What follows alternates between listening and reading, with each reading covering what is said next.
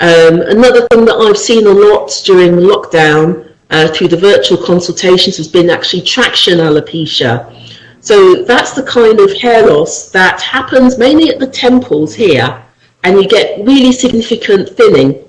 But you might get a little trace of a line left there, and that's called the fringe sign, which is a classic way of helping to diagnose it. And I've noticed that seems to happen a lot more in black women.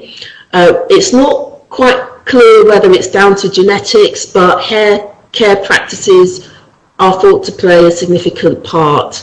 So there are certain things that were more likely to be associated with it, such as braids or weaves on relaxed hair. That just creates a sort of a long-term pulling on the hair roots, which is quite different to hair just being plucked, because that would just grow back again.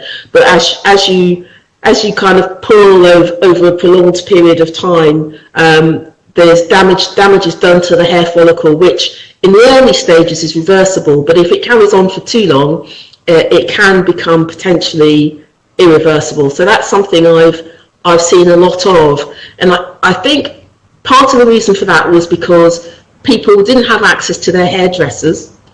So the hairdressers are brilliant at helping people to cover up these hair loss conditions, but obviously with lockdown you didn't have access.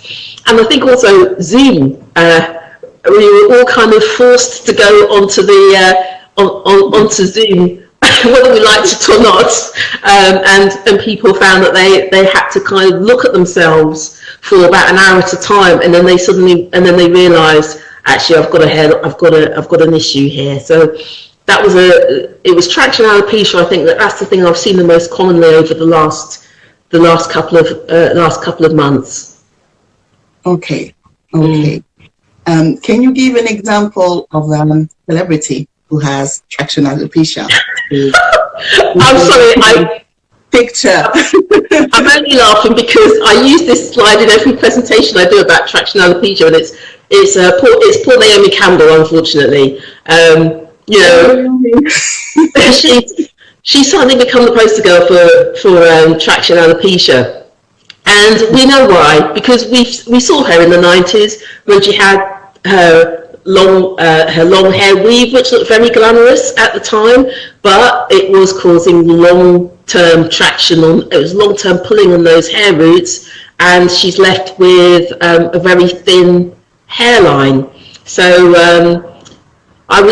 it is, in a way, you sort of look at her and you think, oh my word, with all that money and power and fame, surely she could have found somebody to help her with it, but unfortunately, there's not a great deal of research out there about it, but there are some very helpful guidelines about how to manage traction alopecia. So I would say particularly in the early stages, it is possible to get some regrowth back, and in later stages there are other options, including hair transplantation, if the damage to the hair follicle is permanent. Wow. But yeah, you don't want to reach that stage, really.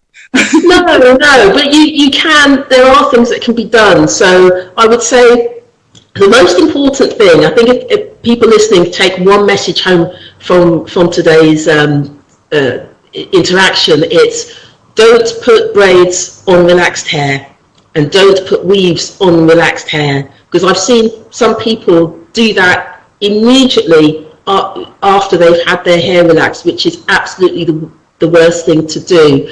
How do we know this? They've done studies. Studies have been done mainly in South Africa in the black populations, looking at what kinds of hair care practices were associated with this condition. So if people dyed their hair also within 2 weeks of their relaxer, they were more likely to get traction alopecia. And anyone who's experienced an incident, and I think by an incident, I think we all know what we mean with regards to hairdos. It's that time when you've had your hair done so tight that you can't sleep. I think most of us who've had braids have had this experience, and you think, what do I do? I spend all day having my braids done. I've spent my money getting my braids done, and it's so painful. I want to take them out, but you sort of sit through the pain and hope that it will go away. But in actual fact, people who end up with problems later on in life are the ones that have had a really painful incident.